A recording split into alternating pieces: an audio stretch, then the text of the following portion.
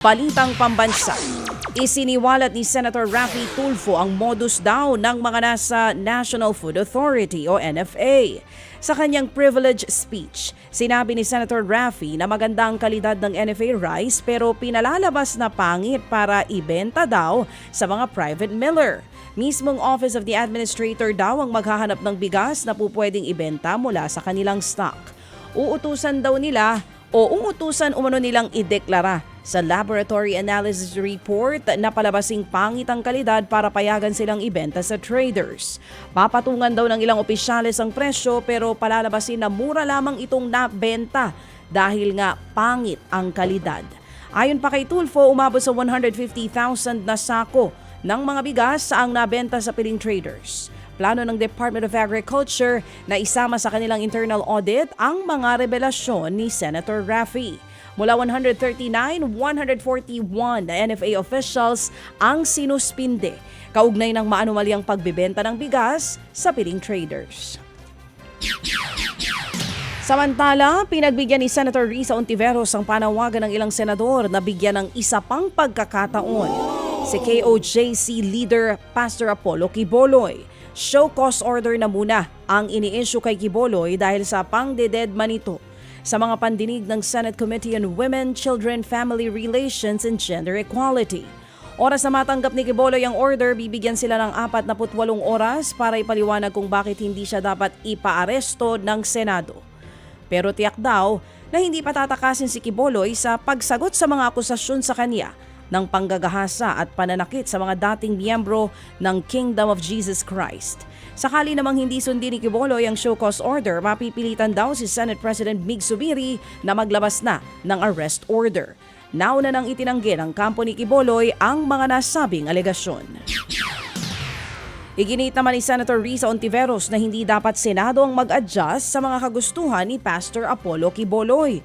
Sa panayam po ng programang ito, sinabi ng senadora na kakaiba ang mga hiling ng Kingdom of Jesus Christ leader. Kabilang sa mga kondisyones daw ni Quiboloy ang pagpapakita sa mukha ng mga testigo laban sa kanya. Pati na ang pagpayag sa kanilang kampo na suriin muna ang mga ito. Nauna nang itinanggi ng legal counsel ni Quiboloy na si Attorney Ferdinand Topacio na galing sa kanila ang mga kondisyong ito.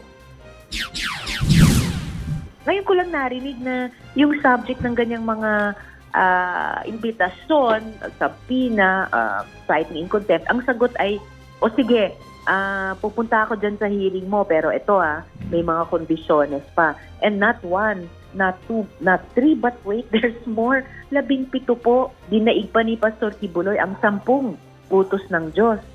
Yan po ang tinig ni Senator Risa Hontiveros. Isiniwalat naman ni Senator Raffy Tulfo ang 20 beses daw na pagkakapanalo ng isang tao sa loto sa loob lamang ng isang buwan. Ayon sa senador, base yan mismo sa listahang isinumite ng Philippine Charity Sweepstakes Office o PCSO. Mayroon pa raw isang mananaya na nanalo ng 10 beses sa loob lamang ng isang buwan. Pinangungunahan ni Tulfo ang investigasyon tungkol sa mga anomalya daw sa loto. Bukod sa listahan ng mga nanalo, isinumiti rin ng PCSO sa Senate panel ang mga tax record ng mga lotto winner. Naunsami naman ang promotion ng isang AFP general sa Commission on Appointments matapos isiwalat ng kanyang asawa ang umano'y pambababae nito. Ipinagpaliban ng CA ang pagtalakay sa promotion ni Brigadier General Ranulfo Sevilla, Deputy Commander ng AFP Special Operations Command. Humarap sa pagdinig ng Committee on National Defense ng CA ang asawa ni Sevilla at inilahad nito ang pambababae at umano'y pananakit ng general sa kanilang mag-ina. Hindi rin daw nagbibigay ng sustentong general para sa kanilang mga anak kahit may utos na ang korte. Pag-aaralan daw muna ng korte ang mga alegasyon laban kay Sevilla. Ted Filon at DJ Chacha ngayon nasa Radyo 5 92.3 News FM Monday to Friday 6 to 10 a.m.